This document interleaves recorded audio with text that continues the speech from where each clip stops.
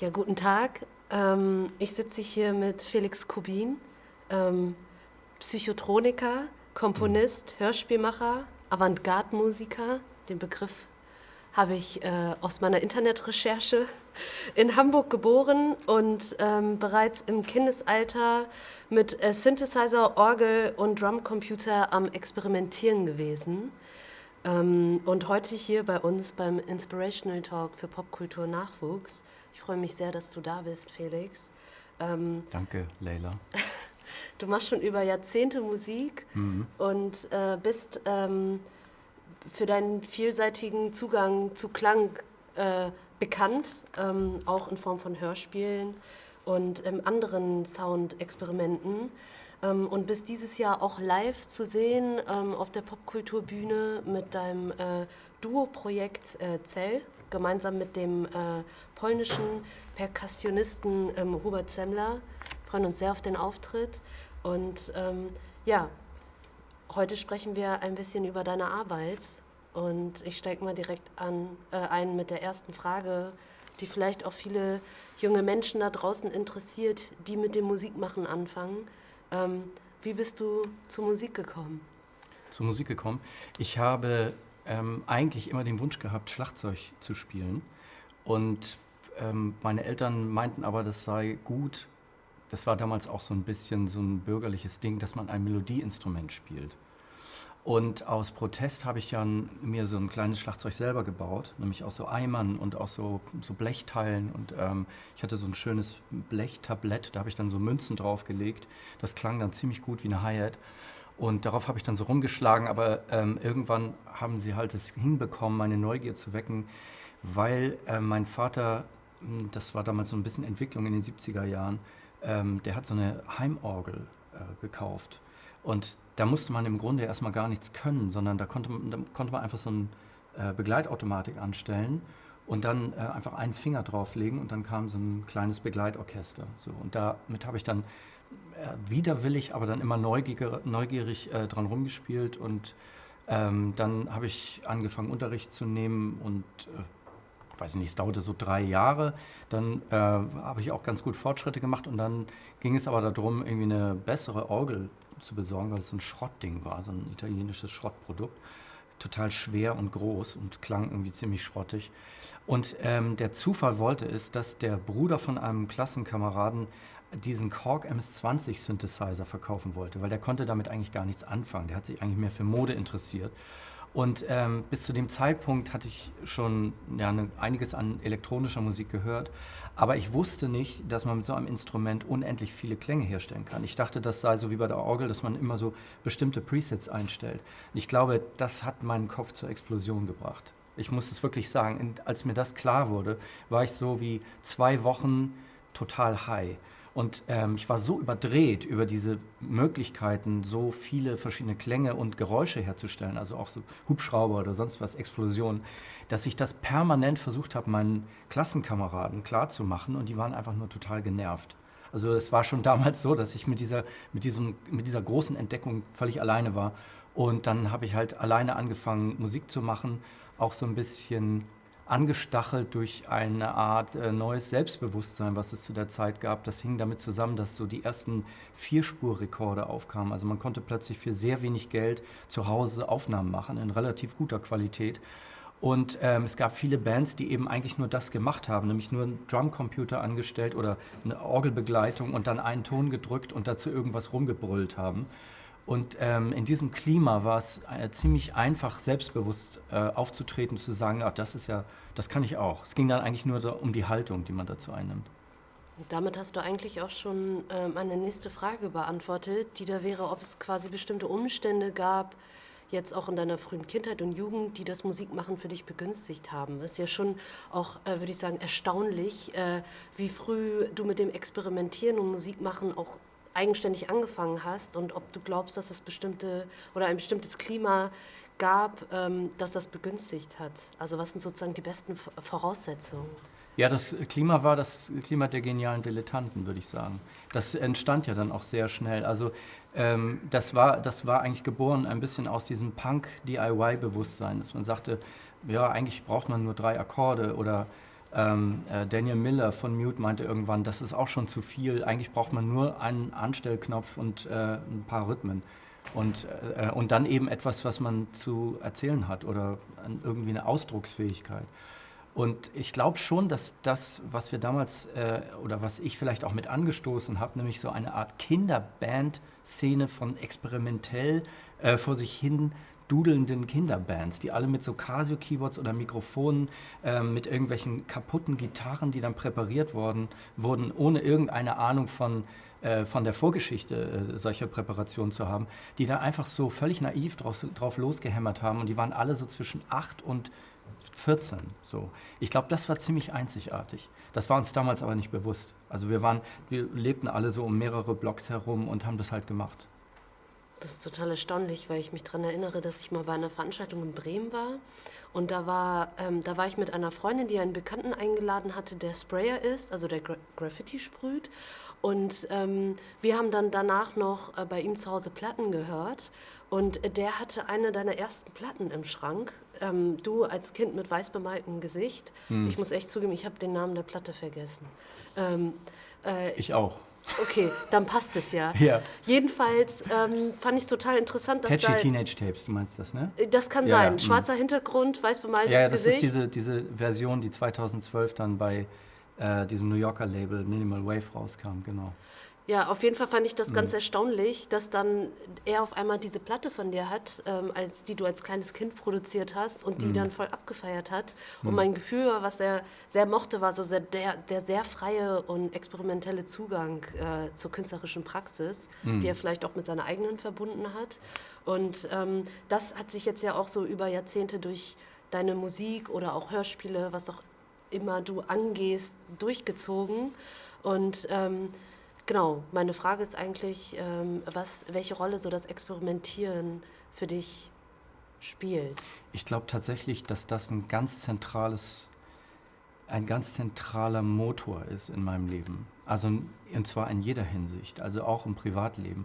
Aber in der Musik ist es so, dass ich so ein bisschen ein frühes Ernüchterungserlebnis hatte, als ich diese fantastischen Veröffentlichungen, die damals rauskamen, die alle unglaublich eigenständig und neu klangen, vor allen Dingen aus Deutschland war das ja ungewöhnlich, so diese Palais Schaumburg oder die ersten Neubauten-Sachen oder die tödliche Doris, also auch Leute, die Berührungen mit der Kunstszene teilweise hatten. Und es kam wirklich quasi wöchentlich eine vollkommen sensationelle neue Platte raus. Man konnte da kaum Schritt mithalten mit diesen Veröffentlichungen. Und ich glaube, was mich dann so betrübt hat, war, als ich gemerkt habe, als dann einige zur Industrie gegangen sind, weil die Industrie damals gedacht hat, oh, da passiert was im Untergrund, da könnte uns möglicherweise irgendwie das Geld entgehen oder so.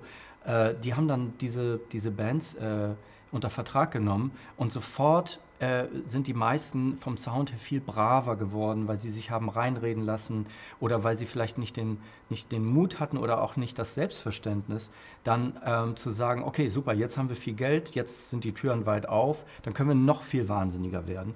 Und das war damals so ein Punkt, wo, ich glaube, da war ich so 15, wo ich gesagt habe, das werde ich nicht machen. Ich werde mich niemals auf so eine ich werde mich niemals so korrumpieren lassen, sondern ich bleibe lieber in einem Untergrundbereich, sage ich mal, in dem ich mich frei ausdrücken kann, in dem mir niemand reinredet, als dass ich mich auf irgendwelche Regeln und irgendwelche vorsichtigen Sachen einlassen muss. Und deswegen konnte ich dieses Experimentieren immer weiter treiben. Am Anfang habe ich ja noch so Popmusik gemacht, die ich aber auch damals eher als experimentelle Musik angesehen habe. Das waren noch so Popstrukturen. Und dann ist es immer abstrakter geworden. Irgendwann sind die Rhythmen ganz verschwunden. Ende der 80er habe ich dann mit einem Freund zusammen angefangen. Da haben wir auch so ein bisschen mit Drogen rumexperimentiert. Aber da ging es vor allen Dingen darum, so eine Art in den Klang hineinzukriechen und sich sogar in einen Sound zu verwandeln. Das ging wirklich sehr, sehr weit. Das war eigentlich ziemlich psychologisch interessant, was wir da gemacht haben. Und auch da in der Musik ging es mir immer darum, eine Art Versuchsanordnung herzustellen, bei der ich nicht weiß, wie es am Ende wirklich klingen wird. Und oftmals war ich auch gar nicht so sicher, ob das Ergebnis jetzt gut ist oder nicht. Aber in dem Moment, wo ich mir nicht sicher war, habe ich mir so die Regel auferlegt, wenn ich es nicht genau weiß, dann mache ich es erstmal. Dann ist es erstmal gut. Weil das stellt sich sowieso erst mit der Zeit heraus, was gut und was schlecht ist. Und das habe ich eigentlich immer weiter in alle Bereiche ausgedehnt. Irgendwann habe ich mich dann immer mehr für zeitgenössische Musik interessiert. Die war ja auch so total verpönt in der Underground-Szene, obwohl viele Leute aus der Ecke eigentlich schon so ähnliche Musik gemacht haben, also aus dem Post-Industrial-Musik und so Geräuschcollagen kommt. Das ähnelte sich total, aber die haben halt das Akademische abgelehnt. Und ich habe das eher unvoreingenommen gesehen und habe mich dann auch mit dieser Art von Musik auseinandergesetzt. Ich habe auch mit einer polnischen Big Band zusammengearbeitet, mich dann mit Big Band Musik auseinandergesetzt und immer versucht, irgendeine neue Allianz mit etwas Außerirdischem, Unbekanntem, Unberechenbaren herzustellen. Das könnte ich vielleicht so allgemein ausdrücken. Ja.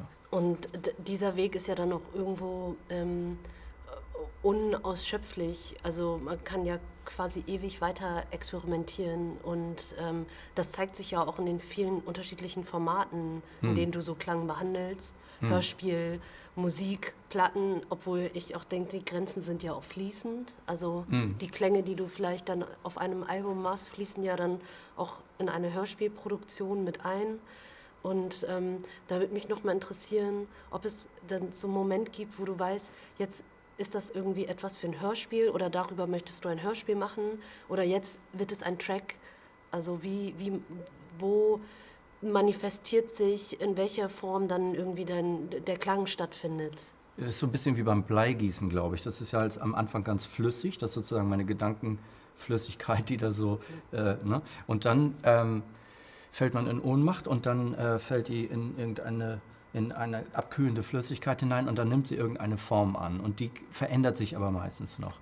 Also es gibt übrigens so eine Art Leitmotiv in vielen Sachen, die ich mache, nämlich dass ich mich in so Zustände von Panik hineinbegebe. Also entweder dadurch, dass ich wahnsinnig prokrastiniere und also bis kurz vor der Abgabe im Grunde noch längst nicht fertig bin, oder indem ich einfach Sachen ausprobiere, von denen ich im Grunde gar keine Ahnung habe. Also ich habe zum Beispiel ein Hörspiel mal gemacht, das heißt Paralektronoia, da geht es um die Verbindung von Geistern und Elektrizität. Und ich wusste, während ich daran gearbeitet habe, nur, dass das sehr interessant ist, was ich da erforsche. Aber ich hatte überhaupt keine Ahnung, worauf das eigentlich hinausläuft. Das kann ich aber nicht meiner Redakteurin erzählen. Also ich habe dann immer so gesagt, ja, das wird so und so und so und so. Aber im Grunde bin ich da wie so ein Schlafwandler im Dunkeln herumgelaufen oder im Hellen, aber mit halb geschlossenen Augen und habe immer nur so ertastet, was das sein könnte. Aber ich glaube, dieses Risiko muss man eingehen, wenn man etwas Neues herausfinden will. Und ich kann dir mal ein Beispiel zeigen hier. Ich wollte nämlich gerade sagen, du hattest nämlich vorhin fantastische Platten angesprochen und ja. Ich weiß, dass du welche mitgebracht hast. Genau, also es gibt so ganz klassische Formate, zum Beispiel hier sowas. Das Cover ist jetzt vielleicht nicht ganz klassisch, aber ich weiß nicht, wo die... Ja, das ist ja wunderschön. Vielleicht kannst du uns was dazu erzählen. Das ist ein Duo, was ich mal mit einer Sängerin, oder eigentlich immer noch habe, aber die arbeitet jetzt als Neuropsychologin. Vielleicht halte ich das nochmal in die Kamera. Ja, das ist mit Pia Burnett zusammen. Das ist ein sehr schönes Bild von einem griechischen Maler, der damals eine Ausstellung im Westwerk in Hamburg hatte. Und ich dachte sofort, das ist genau das Cover für diese Art von Musik. Das sind eher so, sagen wir mal, ungewöhnliche Chansons. Ja? Also die haben schon Songstrukturen, manche Sachen sind auch romantisch, aber sehr düster. So, und dann gibt es aber auch, also das sind so Songstrukturen. Und Songs interessieren mich von der Struktur her halt auch total. Ich bin jetzt nicht so ein reiner, weil du sagtest, Avantgarde-Typ. Also ich möchte jetzt nicht nur irgendwelche abstrakten Sachen machen, sondern ich finde Songs und auch Tanzmusik auch super interessant als Struktur. Aber dann gibt es auch solche Sachen, die sind schon schwer definierbar, weil das ist eine Sammlung von Niesgeräuschen, die ich gemacht habe. Ich dachte irgendwann mal, dass die Leute alle so unterschiedlich niesen und das ist so wie ein eigenes Instrument. Und dann habe ich ganz viele Freunde gefragt, ob die mir so Niesgeräusche schicken können. Und das ist auf so einer kleinen Auflage von so einer, das nennt sich Lace Cut, also es wird so von Hand geschnitten, veröffentlicht worden. Sneezes spread diseases. Genau. Das war natürlich sehr gut dann zur Corona-Zeit, aber die kam schon vorher raus, die Platte. Die hat dann nochmal einen kleinen Verkaufsschub zur Corona-Zeit bekommen. Und das sehe ich auch als Musik an, weil es ja auch arrangiert ist, also eine Reihenfolge und so weiter. Aber viele würden einfach sagen, das ist nur noch eine Geräuschesammlung. Eigentlich so eine Sound Library, weißt du? Und was gibt's noch? Also hier, soll ich noch mehr zeigen? Ja, bitte. Eine machen wir noch. Okay, also hier, das ist die letzte LP, die ich gemacht habe mit dem Hubert Semmler. Und wir arbeiten jetzt schon an 9 Stücken, wo wir auch noch ein neues Instrument dazu benutzen. Das ist ja ein wahnsinnig schönes Cover. Ich halte das auch noch mal in die Kamera. Ja, das macht ein Typ, der sich Harrison nennt, aber der kommt aus Brüssel. Ja, und also auch auf der Platte arbeitest du ja kollaborativ und lässt dir auch die Platten ja von unterschiedlichen KünstlerInnen gestalten. Mhm.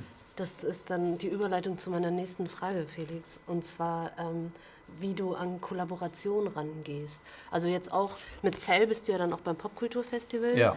Ich habe auch in dem Dokumentarfilm Felix in Wonderland von Marie Lusier, ist ja vor kurzem erst erschienen, 2019, arbeitest du auch mit deiner Tochter zusammen in der Leitzhalle, war sie mit beim Orchester dabei.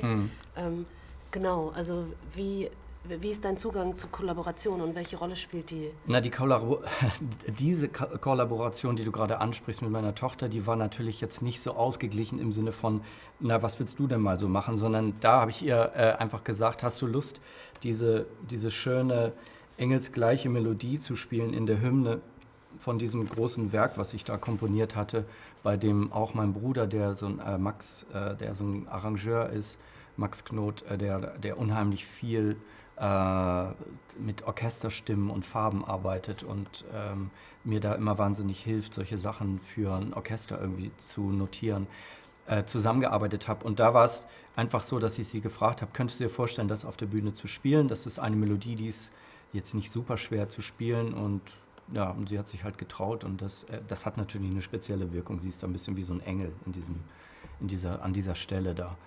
Weil das Stück auch, es ist eigentlich so eine Hommage an Gagarin, aber es ist an Juri Gagarin, ne, den Pionier im Weltall, aber es ist gleichzeitig auch so ein todessehnsüchtiges Stück. Das habe ich ihr natürlich nicht gesagt.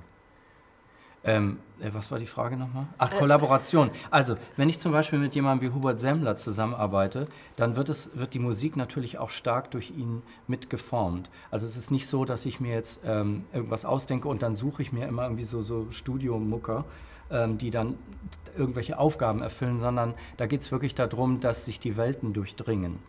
Und bei Hubert Semmler ist es so, dass der kommt wirklich aus der klassischen Musikausbildung und Jazz kommt, aber der hat das gehasst, diese Ausbildung, aber seine Fähigkeiten sind natürlich fantastisch.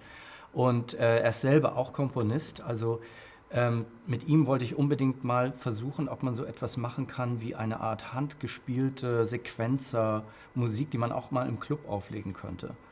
Und ja, das ist eigentlich das Experiment mit ihm. Da geht es mir darum, dass die Musik so viel Raum lässt, weil es im Grunde keine Melodien gibt oder sowas, sondern nur so sich langsam verschiebende Sequenzen und so atmosphärische Sachen. Also sowas wie Minimalmusik ist das eigentlich. So die amerikanische Minimalmusik. Da geht es darum zu gucken, wenn man so einen Raum öffnet dafür, ob sozusagen die Leute, die sich das anhören, noch eine Art Melodie dazu komponieren.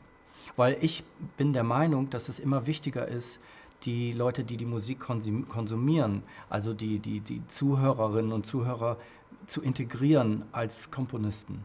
Ich glaube nicht, dass das Kunstwerk an der Stelle entsteht, wo es hingestellt wird, sondern also wenn jetzt jemand hier dieses Aquarium hinstellt, dann funktioniert das Kunstwerk des Aquariums nur in Kombination mit meiner Wahrnehmung.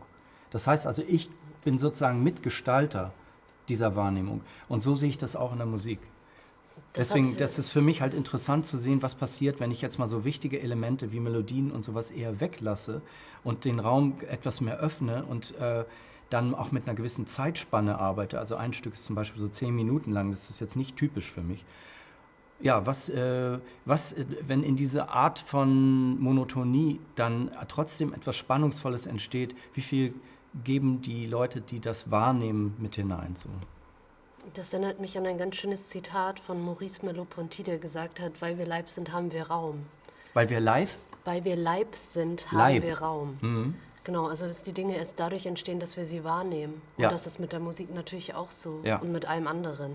Und du hast gerade auch so schön davon gesprochen, dass es dir bei Kollaboration darum geht, dass es auch Welten sind, die sich durchdringen. Und vor allem in deiner Kunst geht es ja auch viel darum, Welten, Realitäten, Räume zu schaffen. Und die gestaltest du ja auch nicht nur mit Musik aus, sondern auch mit Kostümen oder mit Sphären, Atmosphären, die du kreierst. Und meine Frage ist so ein bisschen, wie du da vorgehst, quasi so eine eigene Welt zu schaffen, die auch noch über die Musik hinausgeht, aber durch die Musik geschaffen wird. Also im Grunde ist das natürlich, der Impuls ist so ähnlich wie bei Kindern, die etwas spielen und dann anfangen, sich so in diese Welt hineinzudenken, dass sie wirklich die Gegenstände da stehen sehen oder irgendwas auf dem Boden liegen oder deswegen hat man ja als Kind auch immer so gerne das Sterben gespielt, also dass man so erschossen wird und das musste dann immer wiederholt werden, weil das so eine Art dramatische Selbstinszenierung in dem Moment ist. Und ich glaube, diese Fähigkeit, die kann man dann später, so wenn man dann so alt ist wie ich, auch immer noch nutzen. Und ich bin sowieso ein großer Freund des Künstlichen.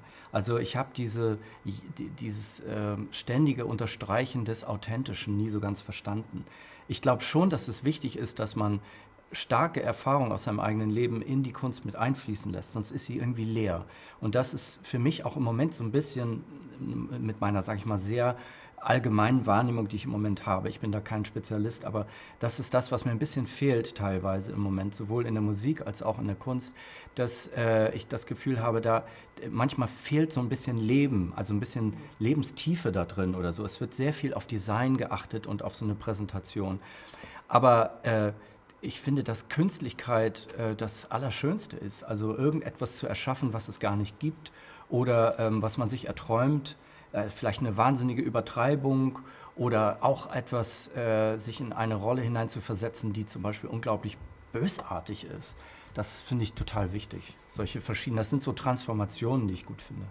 Die man dann vielleicht auch genau in diesem Raum ausleben kann. Genau. Ich wollte noch auf eine Sache eingehen, die vielleicht für den Nachwuchs auch ganz spannend ist, weil das hast du auch schon angesprochen und wir hatten auch schon mal in einem Vorgespräch darüber gesprochen, dass du gesagt hast, ja, das Experimentieren, das ist total mein Ding. Und das habe ich irgendwann so verstanden und diesem Pfad bist du dann so gefolgt und wusstest so, das ist die Art und Weise, wie du gerne deine Kunst machst. Und meine Frage wäre so, was wäre dein Tipp an NachwuchskünstlerInnen, so ihr Ding zu finden oder den richtigen Weg dahin zu verfolgen? Schwierige Frage vielleicht. Ja, weil es so viele verschiedene Möglichkeiten gibt. Ich glaube, da spielen unterschiedliche Sachen eine Rolle. Das Wichtigste ist, die müssen es irgendwie ernst meinen im Sinne von, da muss wirklich ein geradezu fanatischer Motor dahinter stecken. Weil was überhaupt nicht funktioniert, ist, wenn man sagt, ich mache mal ein bisschen Kunst oder ein bisschen Musik. Das geht einfach nicht. Also das kann man machen als Hobby natürlich so. Aber wenn man davon leben will, dann muss man ehrlich gesagt auch sein Leben davon abhängig machen. Dann muss man wirklich sagen, also wenn ich das nicht machen kann, dann werde ich krank oder ich sterbe. Und ich habe einmal so ein super Interview gesehen mit Lars von Trier. Da wurde er gefragt, was würden Sie machen, wenn Sie keine Filme mehr machen könnten? Und ich habe sofort gedacht, ich würde sterben. Und er sagt, ich würde sterben. Und das ist für mich das Wichtigste. Man muss wirklich sagen, es ist so, als ob man auf so eine Planke geht, so ganz weit, weißt du, so vom Schiff. Und da unten sind schon die Haie und so. Und du weißt, was auf dich zukommt. Und du machst es trotzdem. Diese Energie muss man haben. Vor allen Dingen, wenn man jetzt, sagen wir mal so wie ich, eher den nicht so leichten Weg geht und nicht versucht jetzt, sage ich mal, kommerzielle Musik zu machen, beziehungsweise Musik, die so als Auftragsmusik wahrgenommen wird, sondern immer wieder was Neues ausprobiert und immer wieder Gefahr läuft, dass Leute das überhaupt nicht verstehen und so weiter. Ich glaube, das ist das Wichtigste. Dieser Motor ist das Wichtigste. Und ansonsten gibt es manchmal Zeiten, in denen die dafür günstiger sind. Also für mich war es eine günstige Zeit. Und es gibt Zeiten, die eher verunsichernd sind. Und ja, das ist Pech dann. Aber man muss sich im Grunde, wenn man diesen Motor hat, diese totale Energie, die in diese eine Richtung geht, dann findet man auch die richtigen Leute und so findet auch die Ideen. Und ich glaube auch nicht daran, dass man sich hinsetzt und sagt, wie möchte ich gerne sein, wie soll das alles werden, sondern man findet es raus durch das Machen und auch dadurch, dass man Sachen falsch macht. Also auch mal Sachen ausprobieren, von denen man denkt, das ist jetzt echt sehr gewagt. Und dann kann es wirklich sein, dass man denkt, gut, war echt eine Scheißidee. Kann aber auch umgekehrt sein, dass man denkt, oh, ich glaube, ich habe da gerade irgend so ein geheimes Türchen gefunden, von dem ich nichts wusste. Und da gehe ich noch mal tiefer, da gehe ich noch mal weiter rein in den Raum. Das heißt, es geht dann vielleicht auch viel mehr um so eine Art Raum und Selbstverständnis davon, wie man an Sachen rangeht. Also ich nehme mir jetzt den Raum, ich nehme mir die Freiheit, halt auch zu experimentieren, herauszufinden, was ich gerne machen möchte. Und ich habe gerade noch mal daran gedacht, an die Umstände, die das begünstigen, weil du sagtest, das ist dann Pech, wenn es vielleicht nicht so gut läuft. Aber als du am Anfang des Gespräches gesagt hattest, dass man mit diesem Multitrack-Recorder auf einmal selber einfach aufnehmen konnte, hat mich das auch daran erinnert, als ich angefangen habe, Musik zu machen, weil durch das Internet und die ganzen Zugänge zu Softwaren hat man das ja heute immer noch. Also auch wenn das vielleicht so veraltete Technologien sind, jetzt halt mit so einem analogen Gerät aufzunehmen, ist das ja schon so durch die ganze Digitalisierung, dass man sich mit ein paar Klicks so eine Software und die ganzen Fähigkeiten mittels Tutorials aneignen kann. Genau, also das gibt es ja immer noch und ich glaube, dass die Zeiten heute wahrscheinlich genauso viel bieten können, wenn man das möchte, als sie das vielleicht zu deiner Zeit ich glaube, auch dass die getan haben. produktionstechnisch bist du eigentlich, kann es besser kaum sein. Du kannst ja für zwischen 500 und 1000 Euro oder sogar noch weniger, kannst du ja ein Programm kaufen, das schon alle möglichen Instrumente eingebaut hat und Plugins, die hochqualitativ sind. Also das gab es früher natürlich nicht. Das wurde alles noch so auf Tape aufgenommen, gerauscht und dann nur 4 Spuren. Und jetzt kannst du so viele Spuren herstellen, wie du willst. Aber das ist auch die andere Frage, ist die Bereitstellung von allen Möglichkeiten eigentlich das, was es einem erleichtert, damit auch alles Mögliche zu machen? Oder hat man dann eher so diese, wie heißt das im Englischen, Option Paralysis, so eine zu große Auswahl an Möglichkeiten. Also ich glaube, dass es tatsächlich manchmal gut ist, sich da zu beschränken und nicht zu denken, das kann ich erst machen, wenn ich dann das Gerät habe oder die Möglichkeit. Das ist alles Blödsinn. Ich habe die Leute, die für mich interessantesten Künstler sind, die sind immer diejenigen, die mit unglaublich wenig Equipment gearbeitet haben. Man braucht das nicht wirklich.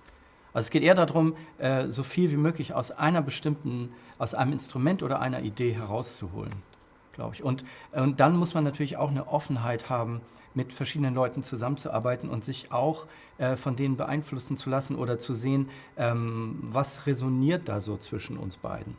Also Schwingungen, ja. Also so, wenn man dieselbe Frequenz findet an irgendeinem Bereich, dann kann es sein, dass man sagt, eigentlich finde ich das gar nicht so gut, was du machst, aber an dieser einen Stelle sehe ich plötzlich so eine Verbindung. Und das kann genau die Verbindung sein, die dann eine ganz ungewöhnliche Mischung herstellt und die vielleicht irgendwie eine neue Form produziert. Weiß nicht, ich hab zu viel Platten rausgebracht und zu viel verschiedene Kollaborationen gehabt, dass ich das jetzt so auf eine Formel runterbrechen könnte. Aber nicht wiederholen. Man darf sich nicht die ganze Zeit wiederholen. Du hast aber damit eigentlich auch schon die nächste Frage wieder beantwortet, die da wäre, was deine Tipps quasi an NachwuchskünstlerInnen sind, die jetzt zuhören und das hast du ja gerade eigentlich schon gesagt, damit so die Freiräume zu schaffen, sich Räume zu lassen, zu experimentieren und auch erst im Machen quasi Dinge herauszufinden und vielleicht auch sich zu limitieren bei all den Möglichkeiten, die man hat, die auch sehr überfordernd sein können. Also mir geht es auch so, dass ich immer mit sehr wenig arbeite und dann eher da alles raushole, statt so im Markt der Möglichkeiten unterzugehen. Du kennst das doch bestimmt auch, Leila. Du hast ja verschiedene Projekte. Du kennst das bestimmt, dass du da so sitzt und denkst, ja, was ist denn jetzt eigentlich wichtiger? Was bin ich denn jetzt eigentlich? Ich könnte ja das sein, ich könnte das machen, ich könnte das machen. Du hast sozusagen diese vielen Möglichkeiten, aber du findest eigentlich erst heraus, was dir wirklich wichtig ist, indem du anfängst zu produzieren. Also wirklich dich hinsetzt und irgendwie loslegst. Und es kann auch erstmal komplett ins Nichts, also ein Schuss in der Wüste sein, das ist egal. Irgendjemand wird schon getroffen davon. Ja, und selbst wenn niemand getroffen wird, das ist, glaube ich, auch so ein Ding. Dann kommt die Kugel dann um die Erde herum wieder und trifft dich in den eigenen Kopf. Ja, oder es macht halt gar nichts und auch das ist okay. Also so sich die Freiheit zu lassen, einfach zu machen, ohne dass es irgendein Resultat geben muss. Also so, und das vielleicht auch über einen längeren Zeitraum. Also begeistert mich auch an deiner Arbeit, dass du halt so lange dabei bist und das machst, oder auch schaffst, quasi die Arbeit für dich interessant zu halten, weil du dir genügend Freiheit schaffst, dich neu zu erfinden und neue Dinge auszuprobieren. Ja.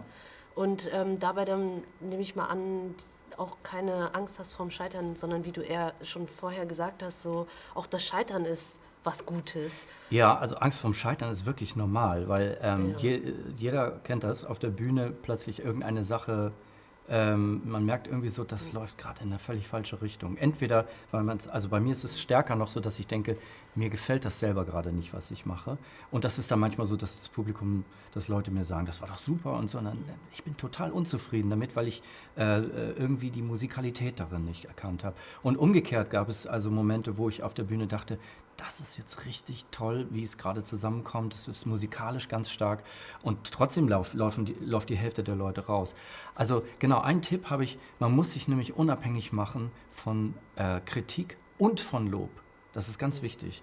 Das geht nicht, dass man sagt, ja, Lob nehme ich alles mit und Kritik, versuche ich dann nicht zu hören. Man muss sich von beidem unabhängig machen, weil die Leute, die einen die ganze Zeit in eine Richtung loben, die wollen einen auch immer nur dahin schieben und einen da sehen. Und ich habe es ein paar Mal gehabt, dass ich so eine Art, ich nenne das jetzt mal Häutung hatte, also wo ich dann zum Beispiel von der Popmusik in die experimentellen, abstrakten Gefilde vorgedrungen bin und dann plötzlich wieder dachte, so, das ist mir jetzt alles ein bisschen zu, ein bisschen zu ambient oder zerfasert oder zu unrhythmisch. Ich habe Lust, wieder mit Songs zu arbeiten und dann habe ich das wieder aufgegriffen, so Ende der 90er. Und jedes Mal waren so die Leute, die sich so langsam zu Fans zusammengerottet hatten, die waren immer vom Kopf gestoßen und dachten, ich würde die verarschen. Die haben mich immer gefragt, ist das jetzt ernst gemeint? Warum machst du das jetzt? Und ich glaube, man muss sich total unabhängig machen von diesen Einflüssen von außen, soweit es geht. Das ist natürlich nicht komplett möglich, weil man kommuniziert ja auch, das ist ja auch ein Grund, warum wir Musiker, Musikerinnen sind, ja, weil wir wollen ja kommunizieren und Kunst machen bedeutet, dass man kommuniziert, ansonsten macht man es als Hobby zu Hause. Deswegen kann man nicht immer sagen, das Publikum ist mir scheißegal. Die Kommunikation mit dem Publikum ist wichtig und auch herauszufinden, warum hat das jetzt geklappt, warum nicht. Aber es kann kein Grund dafür sein, zu sagen, naja, weil jetzt viele Leute rausgelaufen sind, war das doch ein schlechtes Konzert. Das kann ein super Konzert gewesen sein. Man muss sich einfach unabhängig davon machen und daran muss man die ganze Zeit arbeiten. Das finde ich ganz, ganz wichtig. Habe ich irgendwann mal gemerkt. So die ganzen Lober, die wollen einen auch immer nur so, weißt du, so festschrauben. Die haben ja auch ihren eigenen Geschmack und Bock, dass dieser bedient wird. Genau. So. Ja, und wenn du das dann nämlich zu lange machst, die eine Sache, und dich immer schön hast festloben lassen, irgendwann geht das Interesse dann, weißt du, so modemäßig zu was anderem rüber. Da kommt dann auch keiner, dann sagst du auch nicht, aber ich habe doch immer das gemacht, was ihr wolltet. Weißt du, das hilft dir überhaupt nicht. Da musst du total stur sein, glaube ich. Ja, das ist doch auch ein super Tipp und Abschluss für dieses Gespräch. Aber bevor wir zum Ende kommen, Felix, du hattest mir nämlich vorhin im Backstage nochmal so eine tolle Platte gezeigt. Ach so, noch mit so eine? einem Comic. Und die können wir uns dann nochmal angucken. Ja, die ist Ja, so schön. Vielleicht sagst du uns doch mal kurz was zu der Platte, bevor wir hier das Gespräch beenden. Weil es ist unglaublich, was ihr da gemacht habt. Das ist aus der Zeit meiner Zusammenarbeit mit Mariola Brylowska. Das ist so eine Multitalentkünstlerin aus Hamburg, die angefangen hat mit Malerei. Dann hat sie Trickfilm gemacht, also comicartigen Trickfilm, aber mehr für Erwachsene, also auch richtig teilweise pornografisch oder ziemlich düster auch teilweise. Und jetzt ist sie hauptsächlich Hörspielmacherin, würde ich sagen, und Filmkünstlerin. Und wir hatten uns mal so eine Geschichte ausgedacht mit zwei Frauen auf einem Planetoiden und die hießen Linda und Lorna. Das war so angelehnt an, wie heißt er noch, Russ Meyer-Filme. Und das sind aber wir hatten die damals so technosexuell genannt, was auch immer das bedeuten mag. Und das ist so ein Überbleibsel davon. Also wir hatten damals auch so einen Comic gemacht dazu, weil wir wollten das als Trickfilm machen. Man kann hier auch hier ist so ein kleiner Comic drin auf der Seite. Das sind glaube ich mal auf der Seite raus. Das sind so Überbleibsel davon, sowas wie so ein Storyboard oder so. Gab's auch, wir haben uns auch selbst abgelichtet. Und Genau, und da kam irgendein Typ aus Bremen, der hat so ein Label, das heißt interessanterweise Psychophon Records, und der hat uns gefragt, ob er ein Stück, was wir mal als einen Kurzfilm gemacht haben, auf Platte rausbringen könnte. Ja, fantastisch. Da haben wir noch ein zweites Stück dazu gemacht, deswegen ist das so durchgestaltet, weil weil Mariola auch so aus der bildenden Kunst kommt, und ich mag immer diese Überschneidung zwischen bildender Kunst und zwischen Performance und Musik. Ja, sehr schön. Vielen Dank, Felix Kubin. Ja, gern geschehen. Ja, wir sehen uns beim Festival live mit Cell, oder ich sitze im Publikum und sehe euch dann auf der Bühne. Ich freue mich sehr. Gut. Und bedanke mich für deinen Besuch. Dankeschön, Leila.